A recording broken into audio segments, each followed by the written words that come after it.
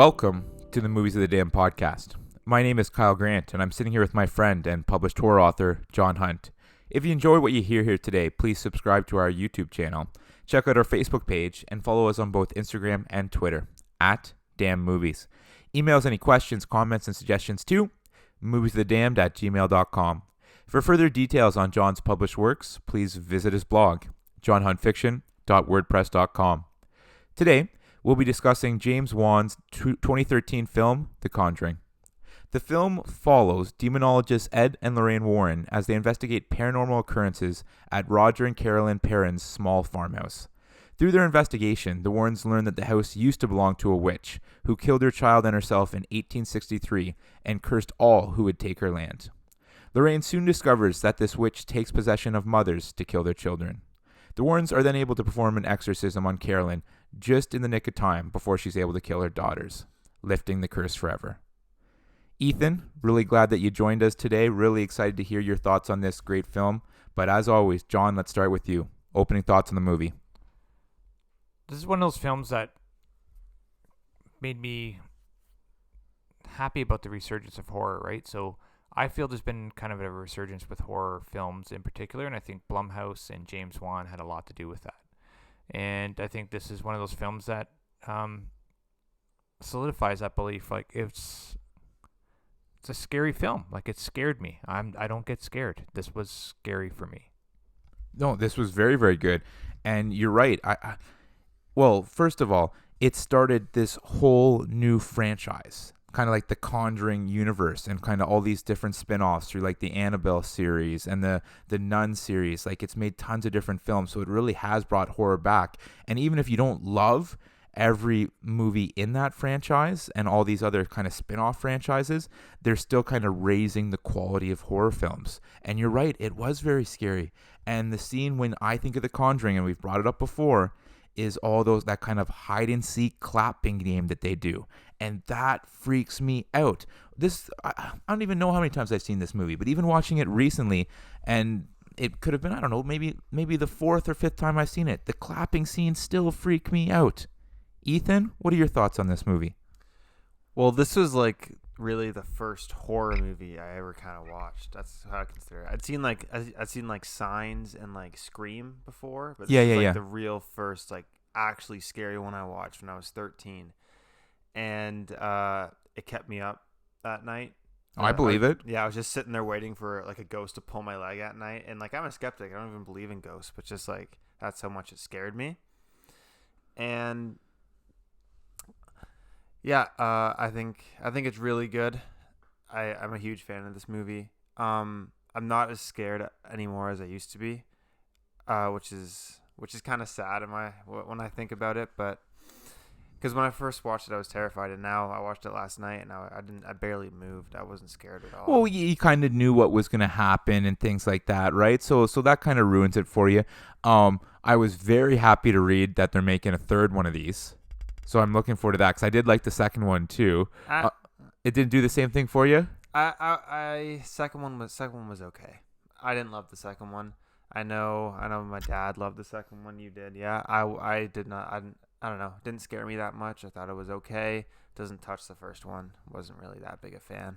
No, and it's kind of hard to catch that lightning in the bottle, kind of like over and over and over again. But I'll always go see a Conjuring movie. I just love the Ed and Lorraine Warren characters. I love the demonologist things. I love that all of these different stories are allegedly based on true events. And just like and I'm fine with kind of like whatever, I'll take this, but whenever I see that based on a true story, based on true events, it does something for me. It does. It absolutely does nothing for me. Oh, really? You could care less. I could care less. I just want them to give me a good movie. That's it.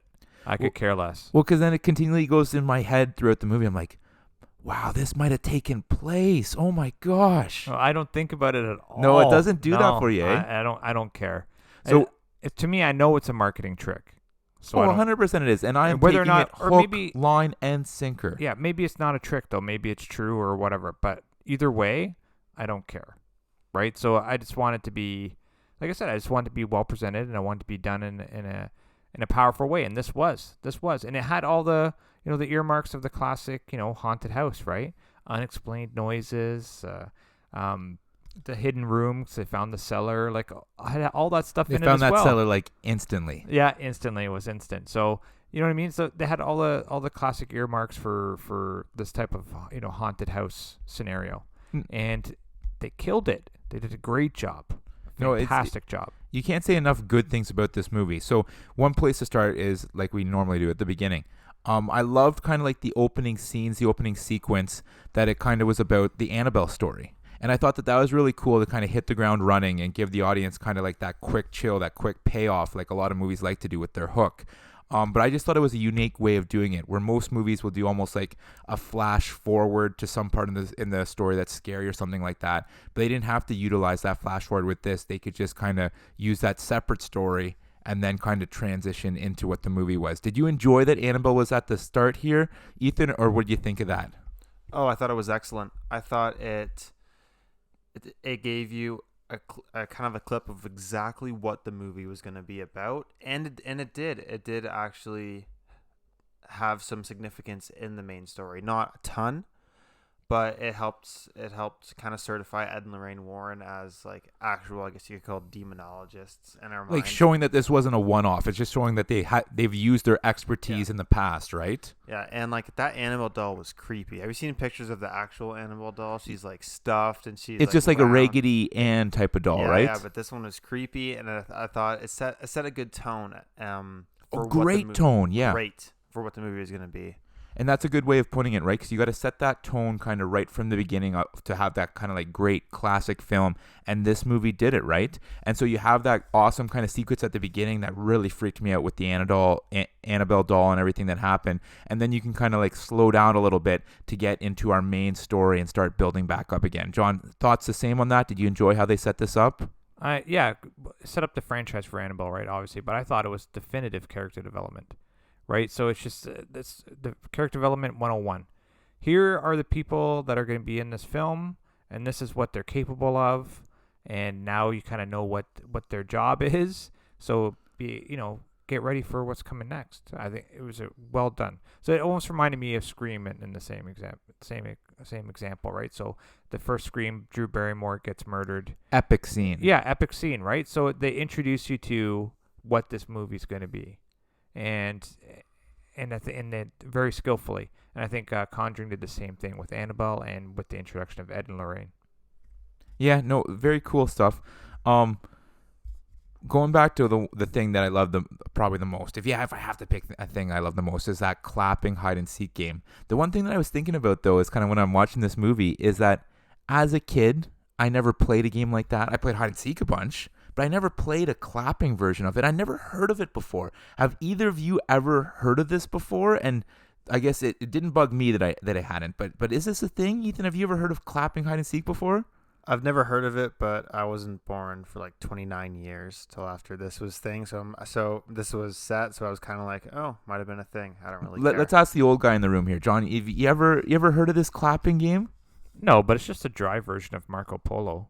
No, you're right. You're absolutely right. Right. So but that being said, like when I was watching it, I did think about that when I was watching it again. I was just like, this game, if it was an actual game, is cool, but it seems to be like it was created just for a horror film. Like it's awesome. No, right? and what I loved about it is I'd never played it before as a kid. Yeah. I'd never heard of it, never seen it before, but yet I understood the rules immediately. Well, yeah, because it's a dry Marco Polo. Yeah, so I just thought that was, but I just thought that was cool, right? Yeah. No, it's good. It's a great game, and it's great introduction to throw scary crap in, right? Just a great device to use to make to create that scary ambiance. No, fair enough. One thing I wanted to ask you about, and I don't necessarily have an issue with this because I've talked myself into why they did this, but how did we feel about them staying in the house? So I'm talking about everything right up into the point before they go and get Ed and Lorraine Warren. So the mom kind of experiences the stuff on her own. She sees the pictures falling. She gets locked in the basement, voices in the basement. She keeps waking up with all these bruises. Remember, she plays the clapping game that one day by herself and gets led towards like the closet. all this stuff happens to her. The daughter's talking about seeing ghosts, but instead of them just like picking up and leaving, they go to get the Warrens. How did you guys feel about that? I feel like they were hoping Ed and Lorraine Warren were gonna explain it away in a practical sense, and they were hoping for that, and they're trying to reaffirm their view that they're, I don't even know, but they were hoping to God that this wasn't actually happening to them. And then when Ed and Lorraine Warren came, and they told him it was, the first thing the mom said was, "We got to get out of here." And then Ed was like, "You can't do that because it's latched onto you. You could go anywhere in the world, and it's gonna stay with your family." And that's why I ended up being okay with it, because they kind of explained that even if you had a left, it wouldn't have made a difference. This thing is going to follow you. Okay, so I didn't have a problem with it, and this is the reasons why. So one, the daughter did see a ghost and had her foot pulled and all that type of stuff, right? Could see it in the corner. But the other daughter that was in the same room didn't see it, right? So she experienced the door closing, but she never saw this presence that the other daughter did, right?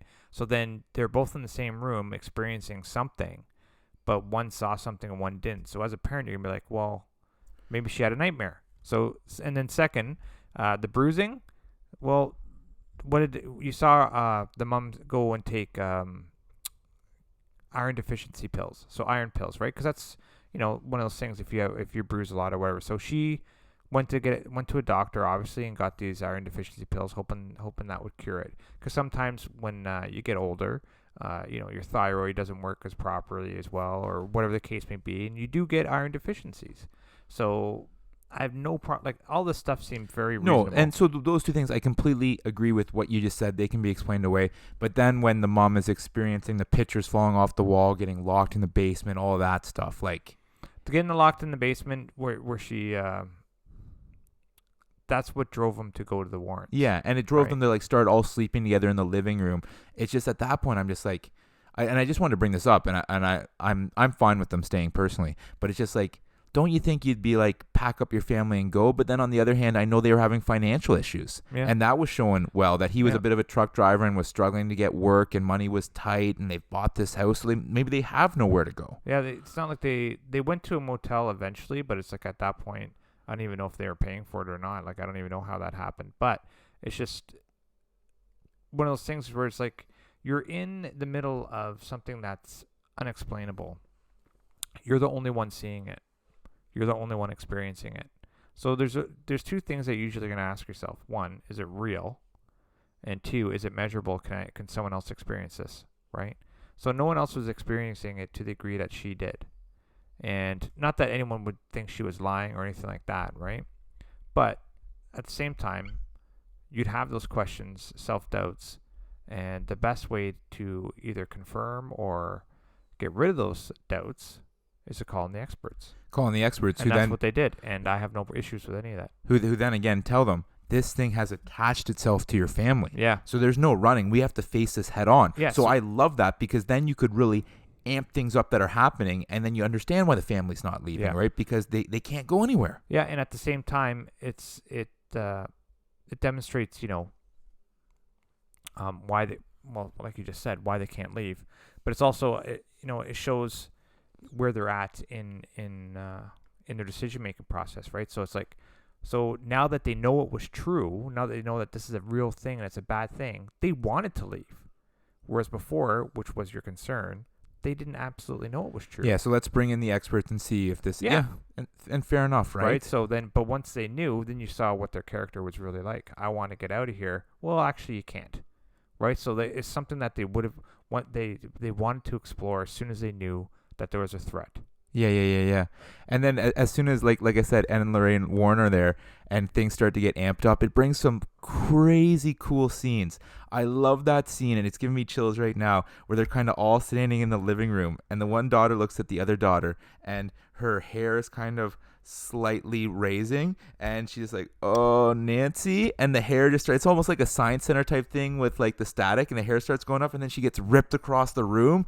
Oh my gosh, what a cool scene. Ethan, you like that? I did like that scene. I thought it was fun, but for me, I'd say by far the scariest part in this whole movie is when Lorraine falls down from the place behind the what would you say, call it, cupboard? Yeah, I want to The call it like cellar. a hidden little Yeah. hiding space. I don't know. Yeah, and it's just sitting there, and that like fat woman with the yellow dress is like, "She made me do it." Like that was so creepy. yeah. Oh my god, it's scary. That's one of the few parts that scared me when I watched it yesterday. And it was cool, right? Because it wasn't just a jump scare of just having some random ghost there. Like, it was important because it helped Lorraine realize that, oh, this witch is taking mothers over to kill their children, right? And so that was kind of cool, right? It kind of like it was both. Yeah. Visually, they did so many great things with this film. So, like, in that one sequence that Ethan just referenced, when she was looking through the music box mirror to try to find the ghost through it, right? Oh, that was That's scary. that's a great scene. So you have she's in pitch black. She has a flashlight trying to illuminate what she could see behind her, and she knows that whatever she's going to see behind her is supernatural. And that was set up before then. So now the audience knows that there's going to be a ghost coming. You just don't know when. And then when it did show up, And for some reason, the music Yeah. adds something to it. yeah, for sure. So then when it did show up, if you noticed, the woman's face in the mirror was blurred, right? So she couldn't see the woman's face very clear. But when the music box was dropped and she was right in front of her, she was very clear. So I don't know if this is actually true or not, but that to me means symbolically, like, once they're seen, they become more real, right? In the mirror. But I don't know, But to me, that's what I got from that transition.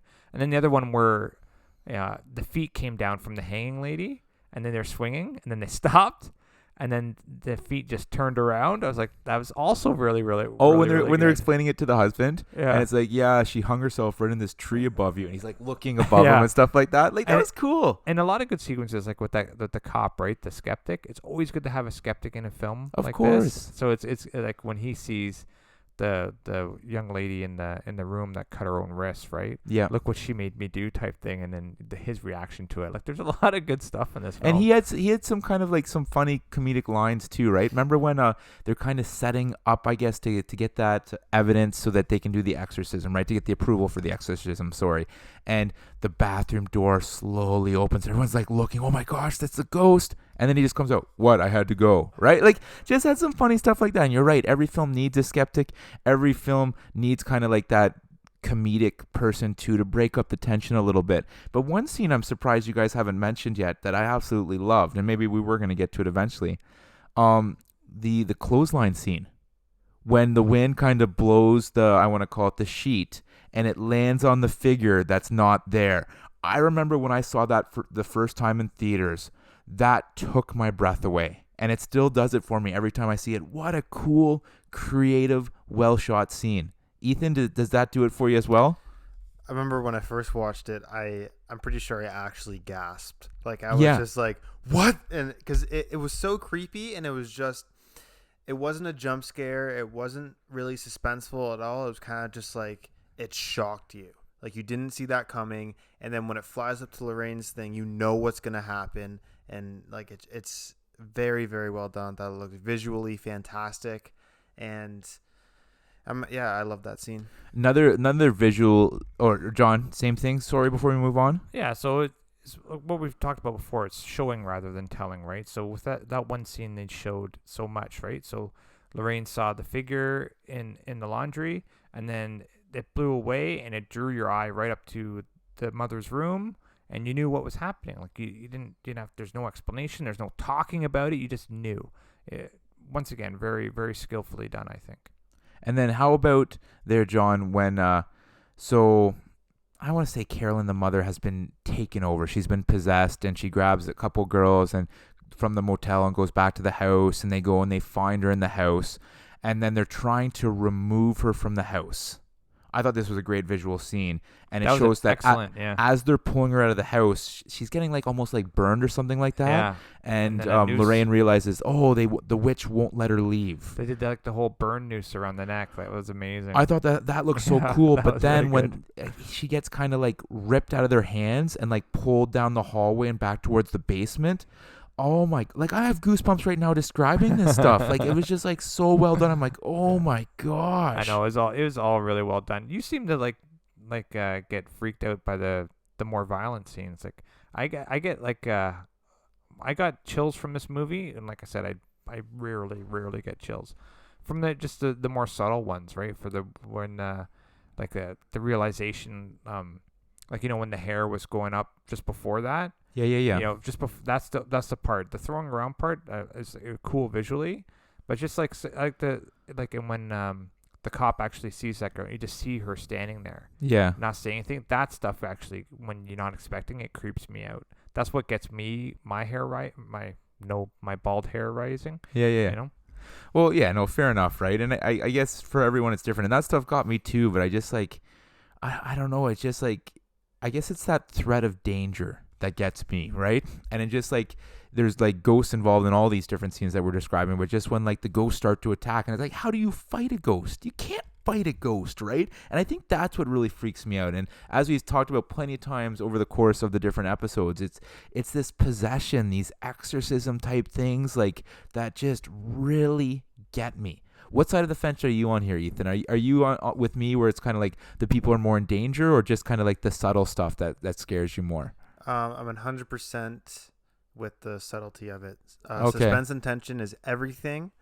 And like the part Dad just talked about with the skeptic, the cop, when he turns and he sees her standing there and she just whispers, "Look what you made me do." Yeah. That's way scarier than when he walks in looking for her and she jumps out. I'm like, the jump, like I knew it was coming, so I'm sitting there. But like the goosebumps got me when she was just like whispering and just staring at him with her like dead evil eyes. Like that was. She's a good actress though. Like I'm talking about Carolyn, the mom. Like when the kind of the exorcism takes place, and then it kind of like they hit like I want to say like a slow part, and then they hear the one daughter kind of on the floor, and the mom Carolyn realizes where she is and kind of like scrambles to go get to her. Like, oh, that Dude, they didn't hear her. The Drew guy was like, oh yeah, she's under the floor in the kitchen. That's right. He heard her, and then he like communicated it. Yeah, which was kind of dumb, like, right? Every time I see that, every time I watch this movie, I'm always like, oh come on, Drew, I liked you. And it's funny, like I want to call them a couple of their assistants. They reminded me a lot of the assistants in, I think it's the Insidious series. Remember those two guys that would help out? And so like not as much comic relief, I guess, but just kind of like these like kind of, I want to call them almost like bumbling characters who kind of like put their foot in their mouth a lot. They were funny, man. Like after they came up from the cellar from filming, and then like the door just slams shut, and then it cuts to Drew and the cop or whatever. And then he's like, for a guy who doesn't believe, he looked pretty scared after that door closed. And then the cop's just like, must have been a draft. Yeah. After it slammed shut in front of all of them. Like, that was so funny. And there's good stuff like that, right? Now, the one thing I wanted to say is, and I love this movie, and this isn't a criticism, I just want to get your thoughts on it. It just seemed like, and then everything was okay. It's just like all of a sudden, all is good. Did you have any issues with that? Well, I don't know. How would you prefer it to go then? Oh no, I'm not saying it's not necessarily a criticism, and I don't necessarily have any like way better idea or anything like that. I'm just kind of wondering, were you okay with just the fact that it was just almost like a door slamming shut, and then the family is just all good? Yes, because the whole point of the possession was for her to kill her child. Yeah, and then once the ghost or the evil person couldn't accomplish that feat, her powers significantly diminished, and the mom was able to leave the house and be fine. And even though once again we're trying to make the logical out of the illogical, that's a sequence that I can understand and rationalize, and therefore it makes sense to me, and I have no problem with it. And now, do you think the family kept living there? Probably not. No, you'd move out after all this? I think so, right? Yeah. You know what? I'd just be like, you know what? Things are good now. Let's just. The curse is broken. It's a nice piece of land. We got some good memories here. We've laid some roots. Let's keep going here. I don't know if you know this, but I don't like it when they kill the dogs. I hate that. And that was. But at least they didn't do it in a bad way, right? Like, sometimes. Yeah, they just kind of found the dog. Yeah, like when you hear the dog whine and being hurt, I'm like, I can't stand it. But I do have a soft spot for it, and it's been done so many times before, where like the dog can sense the evil, and the Yeah, dog I know. refuses to go into the room or into the house. But Yeah. I didn't feel it was corny or cliche. I No. don't mind it, right? Because I'm No, like, oh, this dog knows something. This dog knows this house is evil. see, they used the classic devices, but they used it in a way that it didn't, like you said, it didn't bother you. It was done in such a way that, one, you didn't feel cheated, you didn't feel cheese with it, you didn't. It was just, one of the progression steps that you're kind of used to, but at the same time, it was done in a way that you didn't mind it being there. And I think the James Wan's fairly exceptional at that. The I am surprised by this. I'm gonna lead this off with that the critic and the audience score on Rotten Tomatoes isn't as high as I would have expected. Now, it didn't do badly. Rotten Tomatoes score 85. Rotten Tomatoes audience score 83. Now, those are obviously two A's. They're good grades, but I'm surprised. I thought this movie would have been in the 90s for sure. I'm in the 90s. I'm probably as high as 95. Ethan? Well, I'm just to your critics' point. People look for things wrong in genres they don't like. So if they don't like a horror genre, they're gonna rate it badly, and they're still gonna watch it even if they don't like it. Like I said, I think earlier with like romantic movies, I'm not gonna like them no matter what, unless they're exceptional. So, I get that. So that's probably why. But I'm probably around a 90. Yeah, so you'd be Like higher. when I first watched it, I was way up there, but watching it again and again, it kind of just like, Well, it's a diminishing returns a little bit. yeah. So yeah, I'm around a 90, I'd say. Now, John, are you a little bit higher than these critics in the audience score? Absolutely, I'm still 95, just like you. Like I'm amazed that critics scored us better than this. Yeah, no, exactly, and that was my next point that I was going to bring up. Like we've been through so many films on this podcast so far, and there's been tons of movies that have had higher critic and audience scores than this, and I thought that this movie is one of the best, at least probably the best horror movie in recent years that I can think of. For sure, it sets the bar for horror movies, especially the supernatural sort. Like, it sets the bar. Maybe I think anything might have something to do with what Ethan just said, that some critics who don't necessarily love horror movies and they're just going into another haunted house film, right? So they're going in like wanting to dislike this movie. I know, but still, like, that would translate into all other horror films, and it doesn't. Yeah. No. Fair enough. What's this critic score for Halloween? Right? Very high. Yeah, it's 94, yeah. Right? So people that don't like horror movies might have watched that. Right? No, I don't know, right? So all I'm saying is that I don't All I know know if is that's necessarily the explanation. I do know what happens. I do know there are people that will watch something knowing they're not going to like it, and I think that's irresponsible. But Oh, you me do too, you. right? Like I think it speaks to the fact that like you almost can't trust them then at this point, right? Like if they can't be impartial and take out their biases, how can you really trust their review at this point? It just really surprised me that this movie was only in the 80s. As far as money, this thing killed it. Budget of 20 million, ended up bringing in almost 320 million worldwide. Kind of spawned that Conjuring universe film. So for this series specifically, they've already made a sequel. The third one's coming out soon. But then there have been 6 movies released so far in the Conjuring universe, and they've been brought in a box office total of 1.69 billion.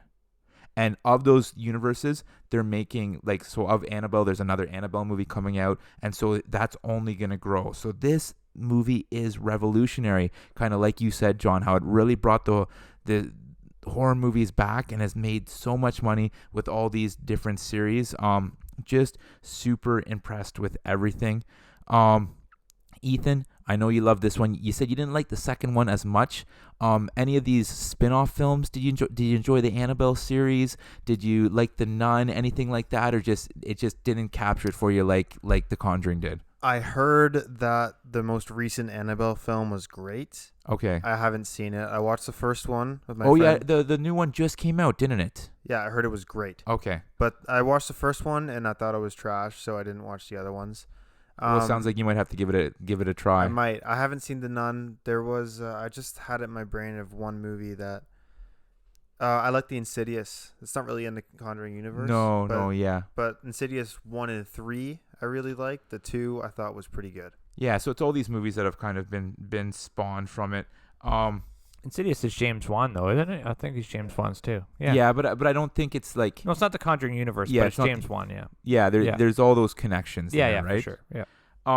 One cool tidbit that I kind of looked up and I found is that there was a couple big lawsuits that The Conjuring brought. Really? So number one, the current owners of the house Oh. ended up filing a big lawsuit because the fact that their property kept getting constantly vandalized after the film came out. Oh. Because everyone wanted to come and see the house that this was all Yeah. based on, right? Yeah. And then the second one is that I guess this fellow by the name of George Brittle had written a book in 1980, The Demonologist, about Ed and Lorraine Warren. And he claimed that when they wrote that book, he then owned the right, an exclusive contract to make movies about all their stories. What? Yeah, and so there was kind of two big lawsuits that happened from that. So he wrote a book, and now he owns worked their with Ed stories? and Lorraine Lauren Yeah. and wrote a book, and he claims that through writing that book, there was a contract signed that he then had the right to all these stories to make them into films at one point. No. Well, I've they never- ended up settling the lawsuit. Well, Terms were not released. I know, but that doesn't mean anything. I know, guess a lot of lawsuits get settled because they're more pain to deal with than not. Yeah, because it would cost more money to kind of Yeah. run the trial than it would to just be pay this person Yeah. off, right? But I Yeah. just thought that was interesting that this movie spawned kind of two big lawsuits. It's really interesting. I don't know how you could have a monopoly on someone's real life. Well, I guess it's as if you like signed over the rights to these stories. Yeah, I could see that, but it's not like, it wouldn't be a situation where it's like he kind of thought is either they did or they didn't, and it's usually spelled out pretty clear, right? So that'd be an interesting contract to see, that's for sure. Yeah, and again, just to go over this again, he said that he claimed that the film infringed upon an exclusive contract he had with the Warrens to make any works based on the subject of his book. Weird, because the Warrens, Lorraine was still alive at the time of the contract. Yeah, which was really cool, Yeah. and it sounds like she kind of spoke to a lot of the actors and kind of came on set a couple times to help kind of like, I guess, advise and be like, oh no, this happened like this happened like that, which would be kind of crazy, right? It'd be kind of cool. Yeah. That would add something to the production. Well, fellas, anything else to add here? No, I'm looking forward to seeing Conjuring 3, that's for sure. Yeah. I'm going to go see that in the theaters. Ethan, any other points you wanted to make here? Anything else? Nope, I'm all good. Yeah. We appreciate you coming out and you giving us your viewpoint on this film again. It's always a pleasure to have you on the podcast here. He does support most of our movies. He does supply us with most of our movies to watch. He almost has all these films on Blu-ray, so Oh, without him, a bunch of these movies couldn't be done, right? Because I don't we have own, to go buy them ourselves. Yeah, I don't own a Blu-ray collection really at all. I used to have a huge DVD collection, but then I just kind of purged them because I found I was only watching things on like Netflix and Shudder and Yeah, that I type know, of thing, I know. right? So Yeah. so Ethan is kind of our supplier. He's our music guy. Sometimes he's a co-host. He's kind of the jack of all trades here. Yeah. So we really do appreciate that, Ethan. You're a big Very part of this helpful. podcast. It's very helpful. Well, folks, please subscribe to our YouTube channel, check out our Facebook page, and follow us on both Twitter and Instagram at Damned Movies. We want to hear what you thought of today's podcast and any suggestions you have, especially in terms of what movies you'd like us to discuss next. Send us an email to moviesofthedamned@gmail.com. Please also check out John's full-length novels. His first two novels, Dollhouse and The Tracker, are Amazon bestsellers, and his new novella, Balance, is also available on Amazon. For further details on John's other published works, please visit his blog, johnhuntfiction.wordpress.com. Thanks for listening, and we'll see you next time. That's right. Just head on over to our YouTube channel and click subscribe. It's very helpful. And leave a comment. That's also very helpful. And just to make you all aware, my fourth book, Off the Grid, is now available for pre-order. Its scheduled release date is Halloween, which is awesome. And you can get a copy of it from blackrosewriting.com, my publisher. And there's a pre-order 10% discount, I think it is. Might even be 15, but I'm pretty sure it's 10%. And if you feel like doing that, that'd be great. And other than that, have a great week.